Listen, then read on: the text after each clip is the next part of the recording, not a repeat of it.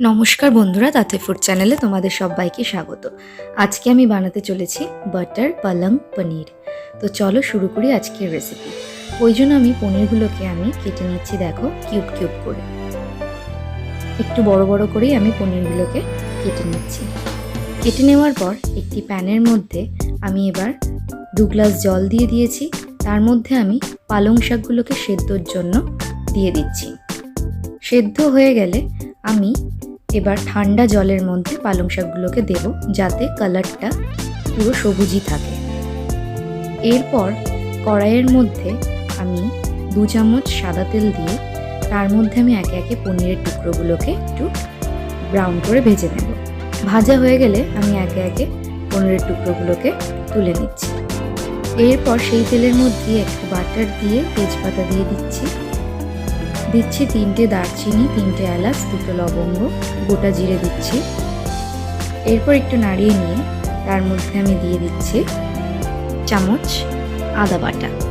এরপর একটু জল দিয়ে মশলাটাকে কষাচ্ছি। এরপর আমি দিয়ে দিচ্ছি 1 চামচ জিরের গুঁড়ো, 1 চামচ দিয়ে দিচ্ছি ধনে গুঁড়ো, 1 চামচ দিচ্ছি লাল লঙ্কার গুঁড়ো। একটুখানি নাড়িয়ে নেওয়ার পর দিয়ে দিচ্ছি 1 চামচ হলুদ গুঁড়ো। আবারও নাড়িয়ে দিচ্ছি 1 চামচ কাঁচা লঙ্কা বাটা। এরপর আবার নাড়িয়ে নিয়ে আমি দিচ্ছি 1 চামচ চিনি, দিচ্ছি পরিমাণ মতো নুন। মশলাটিকে 5 মিনিট কষানোর পর দিয়ে দিচ্ছি 1 চামচ কাশ্মীরি লঙ্কার গুঁড়ো। ভালো করে নাড়িয়ে নিতে হবে। এরপর দিচ্ছি সেই পেস্ট করে রাখা পালং শাকটি। দেওয়ার পর ভালো করে আমি মশলাটির সাথে মিশিয়ে নিচ্ছি। মেশানো হয়ে গেলে তাতে দিয়ে দিচ্ছি ফ্যাটানো টক দই। আমি 2 চামচ টক দই নিয়েছিলাম। এরপরে আমি একটু ফুটে উঠলে দিয়ে দিচ্ছি কসুরি মেথি একটু ক্রাশ করে। ভালো করে মিশিয়ে নিচ্ছি।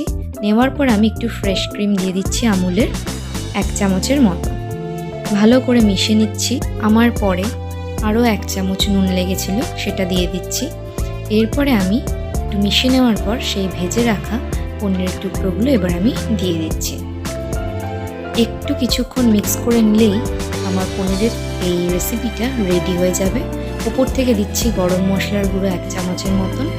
এরপরে একটুখানি নাড়িয়ে নিচ্ছি।